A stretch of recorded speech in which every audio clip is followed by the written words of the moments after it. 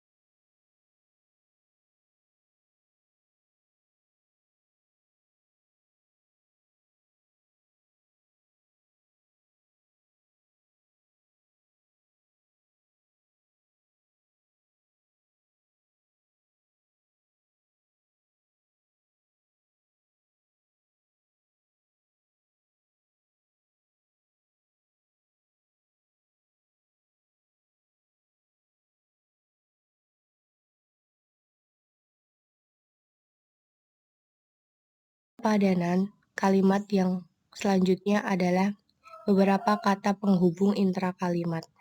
Beberapa kata penghubung intrakalimat tidak digunakan pada kalimat tunggal, yang termasuk kata penghubung intrakalimat yaitu sehingga, dan, atau, lalu, kemudian, sedangkan, bahkan. Contohnya, kami datang terlambat, sehingga kami tidak dapat mengikuti acara pertama. Kalimat tersebut tidak efektif. Perbaikan dalam kalimat tersebut dapat dilakukan dengan dua cara. Yang pertama, dengan mengubah kalimat tersebut menjadi kalimat majmu', yaitu kami datang agak terlambat sehingga tidak dapat mengikuti acara pertama. Perbaikan yang kedua, yaitu dengan cara mengganti kata penghubung intrakalimat menjadi ungkapan penghubung antar kalimat. Sehingga kami datang agak terlambat. Oleh karena itu, kami tidak dapat mengikuti acara pertama. Ciri kalimat efektif yang kedua adalah keparalelan bentuk. Kalimat efektif memiliki kesamaan bentuk kata yang digunakan dalam kalimat. Yang dimaksud dengan kesamaan bentuk kata adalah Jika kata pertama berbentuk verba, maka kata selanjutnya berbentuk verba. Namun, jika kata pertama berbentuk nomina, maka kata selanjutnya berbentuk nomina. Contohnya, ibu memotong sayuran dan dimasukkan ke mangkok. Kalimat tersebut tidak efektif. Kalimat yang efektif adalah ibu memotong sayuran dan memasukkannya ke mangkok. Ciri kalimat efektif yang ketiga adalah kecermatan. Kecermatan adalah cermat dan tepat dalam memilih kata, sehingga tidak menimbulkan keracuan. Contohnya, guru baru pergi ke ruang guru. Kalimat tersebut tidak efektif. Kalimat yang efektif adalah guru yang baru pergi ke ruang guru. Ciri kalimat efektif yang keempat adalah kehematan kata. Untuk menghindari pemborosan kata di dalam kalimat, hal yang harus diperhatikan adalah 1. Menghindari unsur yang sama dalam majemuk. Contohnya, saya tidak suka apel dan saya tidak suka pepaya. Kalimat tersebut tidak efektif. Kalimat yang efektif adalah saya tidak suka apel dan pepaya. Yang kedua adalah menghindari kesinoniman dalam kalimat. Contohnya, saya berjalan kaki agar supaya lebih sehat. Kalimat tersebut tidak efektif. Kalimat yang efektif adalah saya berjalan kaki agar lebih sehat. Hal yang harus diperhatikan ketiga adalah menghindari penjamakan pada kata jamak. Contohnya, para mahasiswa-mahasiswi berunjuk rasa di depan gedung rektorat. Kalimat tersebut tidak efektif. Kalimat yang efektif adalah para mahasiswa berunjuk rasa di depan gedung rektorat. Ciri selanjutnya yaitu ketegasan. Ketegasan atau penekanan ialah suatu perlakuan penonjolan terhadap ide pokok dari kalimat untuk membentuk penekanan dalam suatu kalimat. Ada beberapa cara, di antaranya yang pertama, meletakkan kata yang menonjol itu di depan kalimat atau kalimat awal.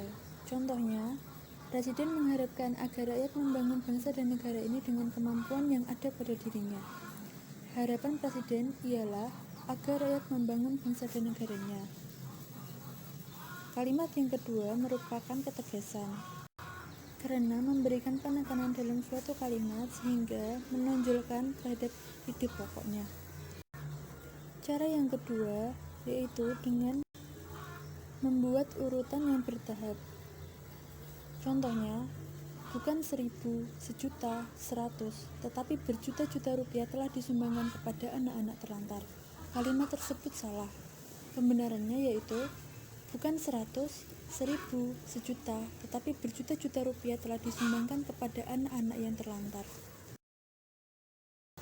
Langkah selanjutnya yaitu dengan melakukan pengulangan kata atau yang disebut juga dengan repetisi. Contohnya, dongeng itu sangat menarik, dongeng itu mengharukan. Kemudian, melakukan pertentangan terhadap ide yang ditonjolkan. Contohnya, anak itu bodoh, tetapi pintar. Selanjutnya, menggunakan partikel penekanan atau penegasan, seperti partikel la, pun, dan ka. Contohnya, dapatkan ia menjawab pertanyaanku, kamulah yang harus bertanggung jawab menyelesaikan tugas ini. Ciri selanjutnya yaitu kepaduan. Kalimat yang padu yaitu kalimat yang tersusun atau terjalin dengan logis dan serasi dan tidak bertele-tele. Berikut ciri-ciri kalimat yang padu. Yang pertama, kalimat tersebut tidak bertele-tele. Contohnya, Farhan menceritakan tentang pengalaman pertandingannya. Kalimat tersebut tidak menunjukkan kepaduan karena terlalu bertele-tele. Kalimat yang benar yaitu Farhan menceritakan pengalaman bertandingnya. Yang kedua, kalimat yang padu menggunakan pola aspek, agen, plus verba secara tertib dalam kalimat-kalimat yang berpredikat persona. Contohnya, surat itu saya sudah baca. Kalimat tersebut tidak menunjukkan kepaduan karena aspek terletak di antara agen dan verba. Seharusnya kalimat itu seperti Surat itu sudah saya baca. Kalimat yang padu tidak perlu menyisipkan sebuah kata antara predikat kata kerja transisi dan objek penderita. Contohnya, mahasiswa harus menyadari akan pentingnya perpustakaan. Kata akan pada kalimat tidak diperlukan karena kata kerja transitif menyadari harus diikuti secara langsung oleh objek penderita pentingnya perpustakaan. Perbaikan kalimat tersebut adalah sebagai berikut. Mahasiswa harus menyadari pentingnya perpustakaan. Ciri kalimat efektif yang keenam yaitu kelogisan. Kelogisan adalah ide yang ada dalam kalimat itu dapat diterima atau dimengerti oleh akal dan sesuai kaidah EBI, Ejaan Bahasa Indonesia. Contohnya, waktu dan tempat kami persilahkan. Kalimat tersebut tidak efektif, sehingga harus diganti dengan Bapak Dekan kami persilahkan. Demikian presentasi dari kami. Jika ada kekurangan dan kesalahan, saya mewakili kelompok saya. Mohon maaf yang sebesar-besarnya. Terima kasih dan wassalamualaikum warahmatullahi wabarakatuh.